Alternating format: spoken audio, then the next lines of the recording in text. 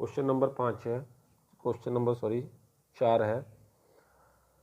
A wire of resistance 5 ohm is a wire of resistance 5 ohm is folded once to half its length. Find the new resistance. क्या कह रहा है? एक wire का resistance कितना है? 5 ohm. Is folded once to half its length, जो उसकी लेंथ थी उसको हमने क्या कर दिया, उसके लेंथ को हाफ में करके फोल्ड कर दिया। तो फाइंड द न्यू रेजिस्टेंस, तो नया प्रतिरोध क्या होगा। तो इसमें हम case 1 and case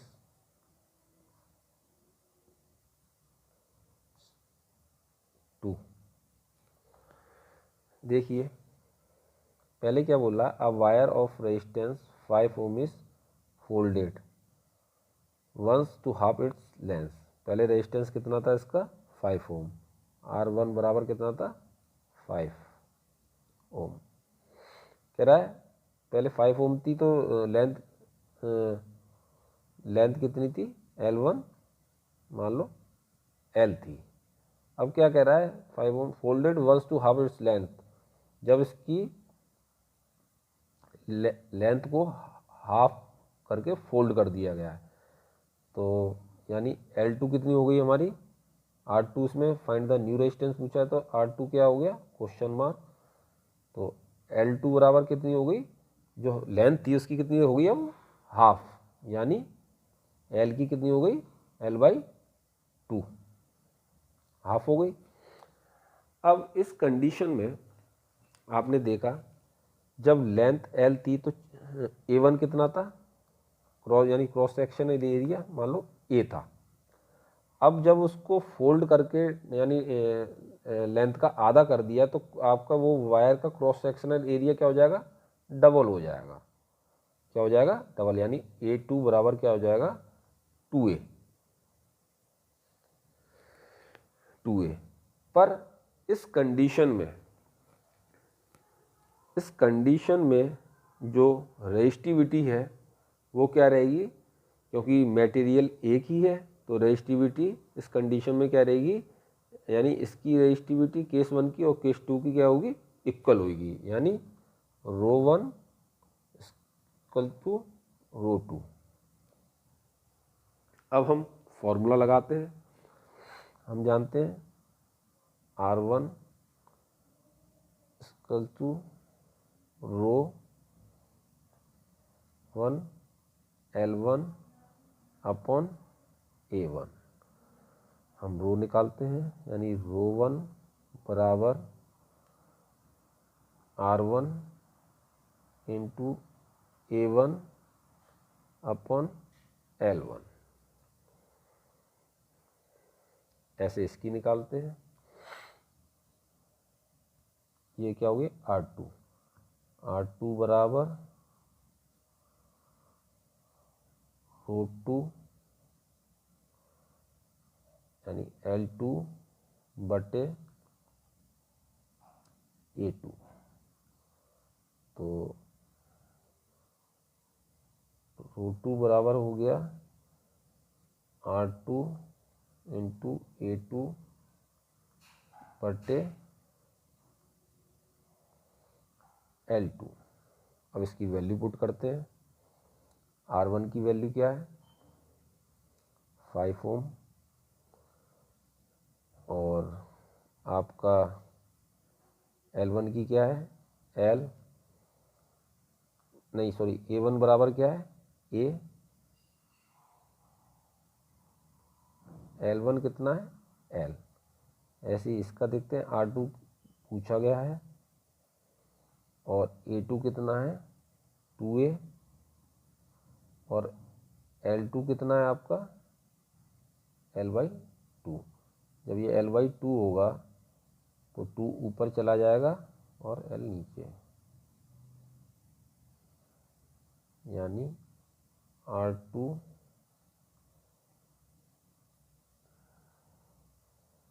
= into 4a बटे एल। हम जानते हैं रो 1 बराबर रो 2, यानी रेजिस्टिविटी दोनों की क्या है, एक ही पदार्थ है आपका, एक ही मटेरियल से बना, तो रेजिस्टिविटी उसकी क्या होगी, उनकी एक होगी। तो इसके लिए क्या हो जाएगा, यानी रो 1 बराबर रो 2, तो हो जाएगा ये रो 1 टू रो 2, यानी 5a अपॉन एल बराबर R2 इंटू 4a बटे एल। यहाँ एल से एल कट गया, ए से ए कट गया, तो 4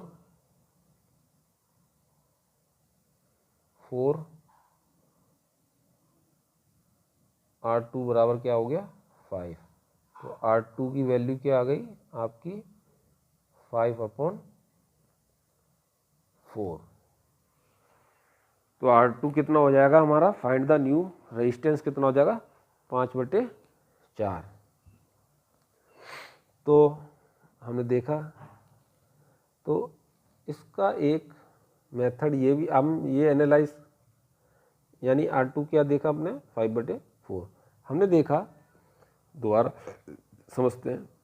एक wire of resistance 5 ohm is folded once to half its length, length का हाफ कर दिया जाता है, जो प्रारंभिक उसकी लंबाई थी उसको वायर को कितना कर दिया, हाफ कर दिया। तो रेजिस्टेंस पहले 5 ओम था, अब कितना होगा। इस कंडीशन में आपकी रेजिस्टिविटी होती है वो सेम ही रहेगी,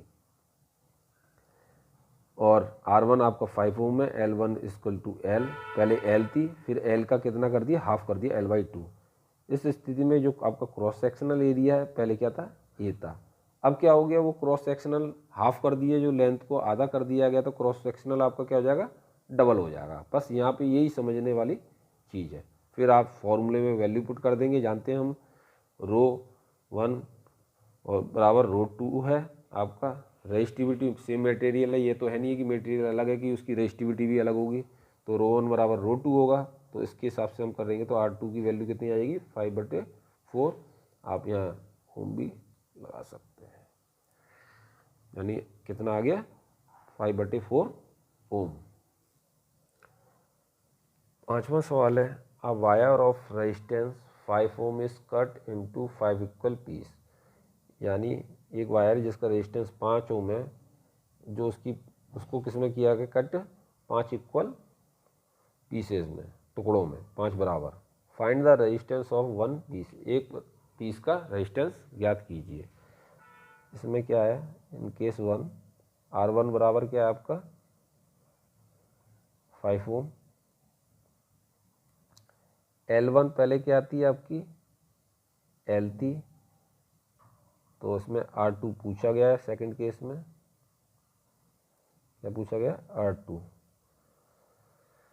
तो अब क्या है आपकी 5 इक्वल पीसेज में, तो L1 पहले L थी, तो उसकी कितने टुकड़े कर दिए, बराबर बराबर पीस में, यानी इक्वल पीस में कितने कर दिए 5, लंबाई के 5, यानी L2 कितनी होगी L/5।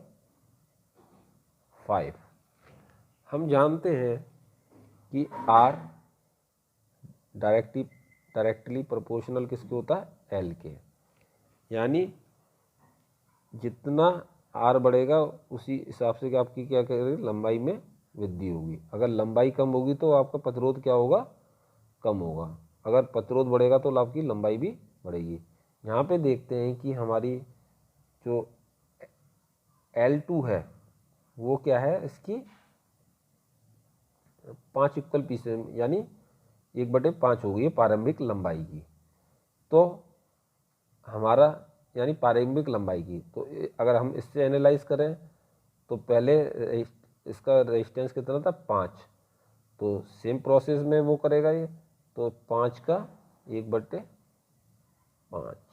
तो इस 5 से 5 कर दिया, तो R2 बराबर कितना हो गया आपका 1 ओम। R2 बराबर कितना हो गया 1 ओम।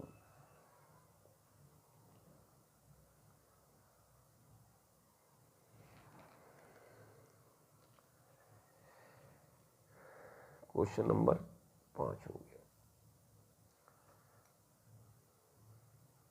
क्वेश्चन नंबर 6 है, a wire of length 10 centimeter has a resistance of 4 ohm. If the wire is stretched to double its length, find the new resistance. कह रहा है एक वायर है जिसकी लेंथ कितनी है 10 सेंटीमीटर और उसका रेजिस्टेंस कितना है 4 ओम।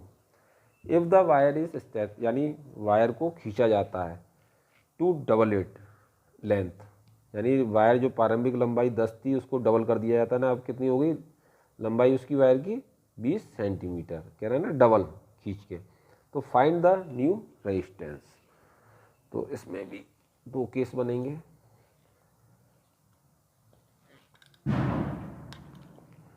पहला case, case number 1, case second.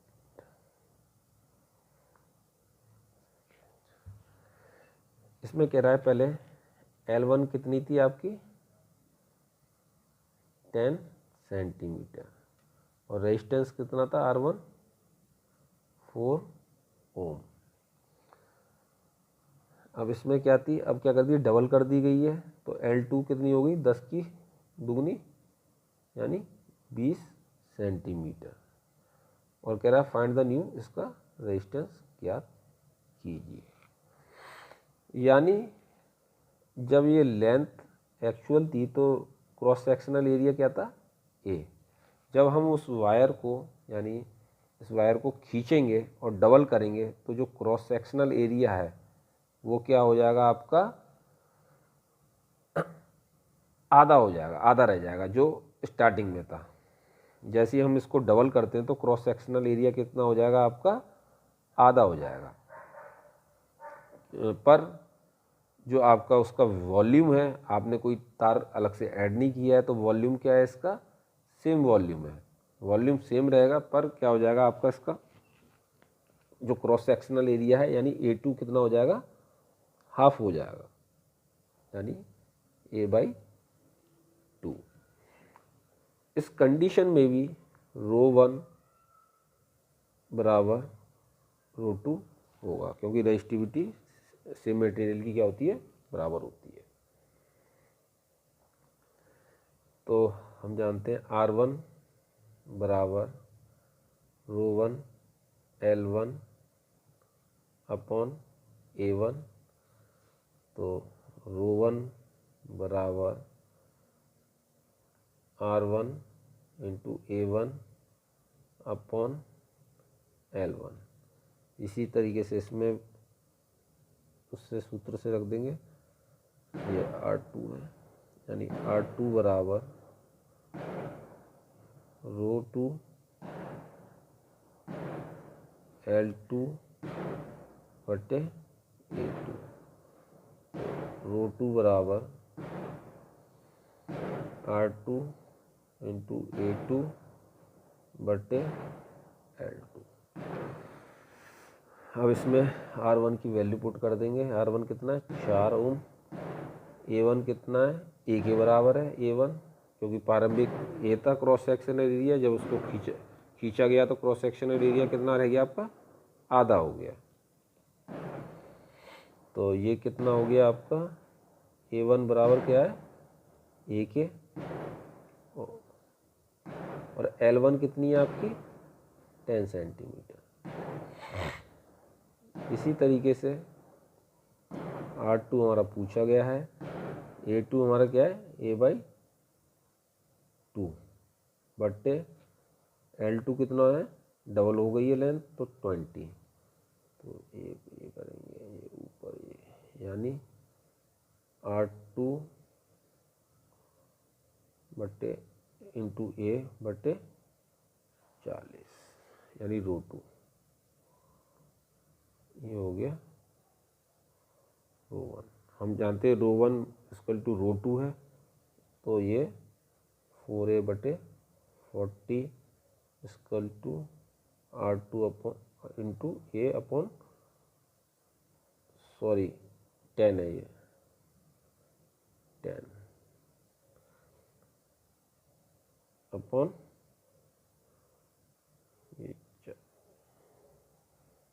ये 40 हो गया। तो ये ए से ये कट गया हमारा, 10 से ये 4 बार कटा, तो R2 बराबर कितना आ गया, 4 × 4 यानी 16 हो गया। R2 बराबर कितना हो गया, 16 ओम। R2 बराबर कितना हो गया, 16 ओम। यानी लंबाई को जब हमने क्या कहते हैं डबल कर दिया, लंबाई को हमने जब उसको डबल कर दिया तो दूसरा जो उसका प्रतिरोध होगा, यानी जो लंबाई बढ़ गई है, तो उसका क्या होता है, जो पहले वाले रेजिस्टेंस का कितना था, पहले वाले रेजिस्टेंस का कितना हो गया, 4 गुना अधिक, यानी 16। ये हो गया आपका question number 6। Next question number 7 है, a cube of a material of side 1 centimetre has a resistance of 1 milli ohm between its opposite faces. What would be resistance of 9 centimeter length of same wire and of same volume and of uniform cross sectional?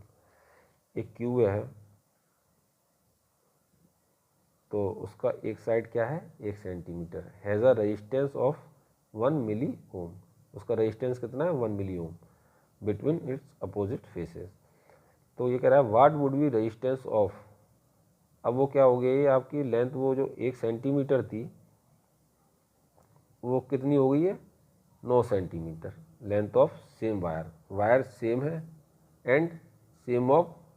End of same volume, यानी same of volume, यानी कोई additional तार जोड़ के हमने इसकी length को नहीं बढ़ाया, जबकि वही तार है उसको हमने जो खींचा है वो 1 सेंटीमीटर से लेंथ कितनी कर दी हमने, 9 सेंटीमीटर, क्योंकि ये कह रहा है सेम वॉल्यूम। अगर एडिशनल तार हम 1 सेंटीमीटर में और 8 सेंटीमीटर लगाते तो वॉल्यूम क्या हो जाता, बढ़ जाता, जबकि यहाँ क्या कह रहा है सेम वॉल्यूम। सेम वॉल्यूम का मतलब क्या हुआ आपने, यानी तार का वॉल्यूम वही है, यानी इसको क्या किया है, स्ट्रेच किया गया है, यानी खींचा गया है।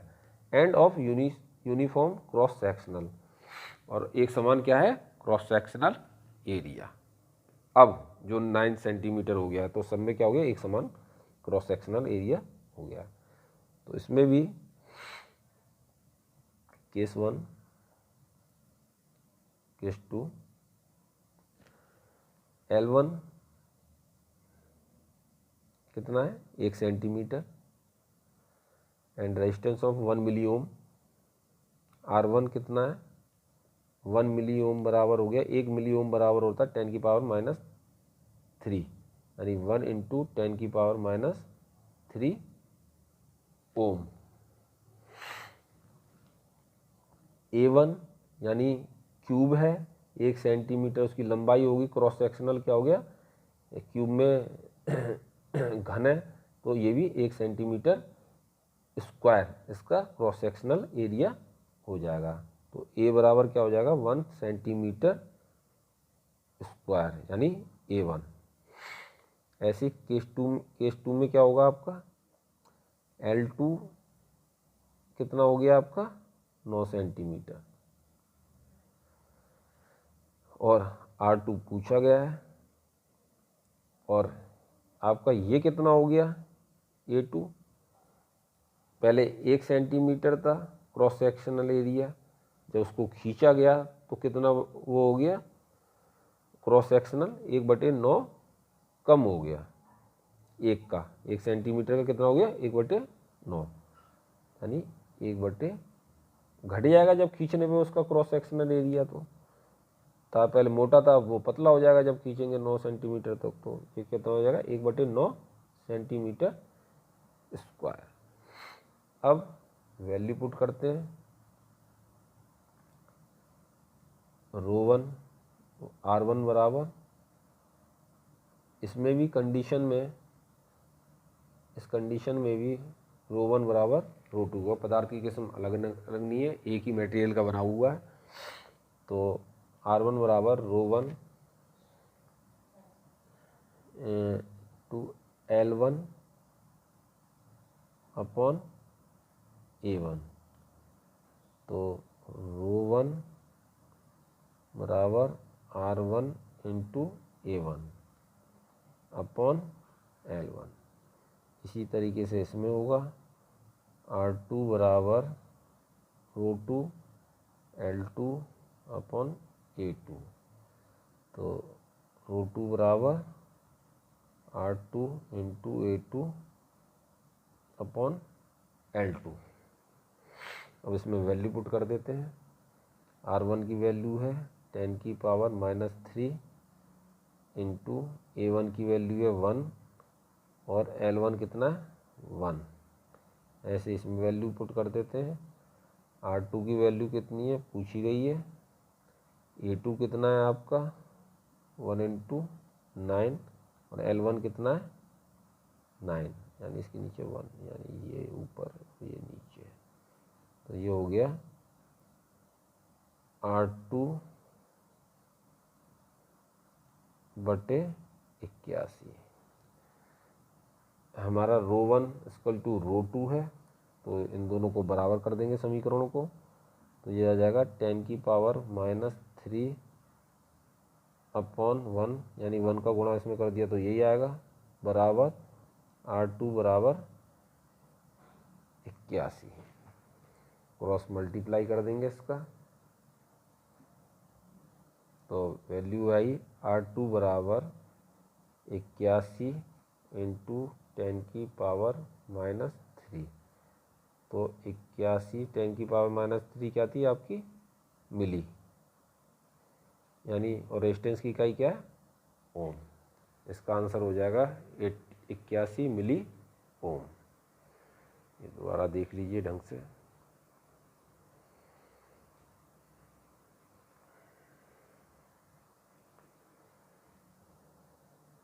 आज के लिए बस इतना। नेक्स्ट टॉपिक में हम ताप गुणांक यानी टेम्परेचर कोफिशिएंट से संबंधित सवालों का अध्ययन करेंगे। धन्यवाद।